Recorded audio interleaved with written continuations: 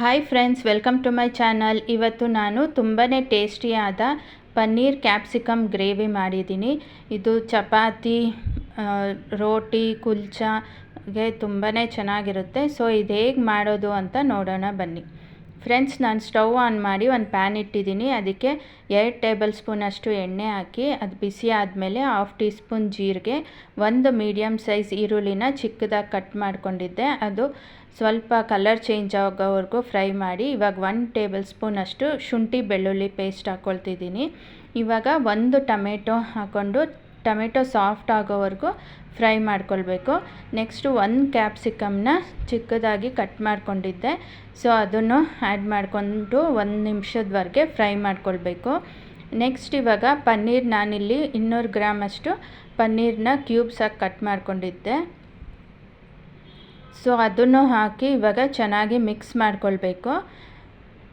So ಚೆನ್ನಾಗಿ mix ಆದಮೇಲೆ ಇವಾಗ ಸ್ಪೈಸಸ್ ಆ್ಯಡ್ ಮಾಡ್ಕೊಳ್ಬೇಕು. So 1/2 tea spoon garam masala powder, 1/4 tea spoon ಧನಿಯಾ ಪೌಡರ್, 1 ಟೇಬಲ್ ಸ್ಪೂನಷ್ಟು ಕಾಶ್ಮೀರಿ ರೆಡ್ ಚಿಲ್ಲಿ ಪೌಡರ್, ಇದು ಕಲರ್ಗೆ, ಖಾರ ಇರಲ್ಲ, ಮತ್ತು ರುಚಿಗೆ ತಕ್ಕಷ್ಟು ಉಪ್ಪು. ಇದಿಷ್ಟು ಹಾಕ್ಕೊಂಡು ಚೆನ್ನಾಗಿ ಮಿಕ್ಸ್ ಮಾಡ್ಕೊಳ್ಬೇಕು. ಸೊ ಚೆನ್ನಾಗಿ ಮಿಕ್ಸ್ ಆದಮೇಲೆ ಇವಾಗ 1 ಲೋಟದಷ್ಟು ನೀರು ಹಾಕ್ಕೊಳ್ತಾ ಇದ್ದೀನಿ.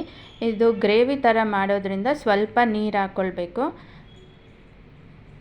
ಸೊ ಒಂದು ಲಿಡ್ ಕ್ಲೋಸ್ ಮಾಡಿ 5 ನಿಮಿಷದವರೆಗೆ ಇದು ಚೆನ್ನಾಗಿ ಕುದಿಯೋಕ್ಕೆ ಬಿಡಬೇಕು. ಸೊ 5 ಮಿನಿಟ್ಸ್ ಆದಮೇಲೆ ಇವಾಗ ತೆಗಿತಿದ್ದೀನಿ. ನೋಡಿ ಎಷ್ಟು ಚೆನ್ನಾಗಿದೆ ಕಲರೆಲ್ಲ. ಸೊ ಇದು ರೆಡಿ ಆಗಿದೆ ಫ್ರೆಂಡ್ಸ್. ಸೊ ನೋಡಿದ್ರಲ್ಲ ಎಷ್ಟು ಈಸಿಯಾಗಿ ಪನ್ನೀರ್ ಕ್ಯಾಪ್ಸಿಕಮ್ ಕರಿನ ನಾವು ಮನೆಯಲ್ಲೇ ಮಾಡ್ಬೋದು ಅಂತ. ಸೊ ಈ ವಿಡಿಯೋ ಇಷ್ಟ ಆಗಿದ್ದರೆ ಲೈಕ್ ಮಾಡಿ, ಶೇರ್ ಮಾಡಿ, ಸಬ್ಸ್ಕ್ರೈಬ್ ಮಾಡಿ ಮತ್ತು ಬೆಲ್ ಐಕನ್ ಪ್ರೆಸ್ ಮಾಡಿ. Take care, bye friends.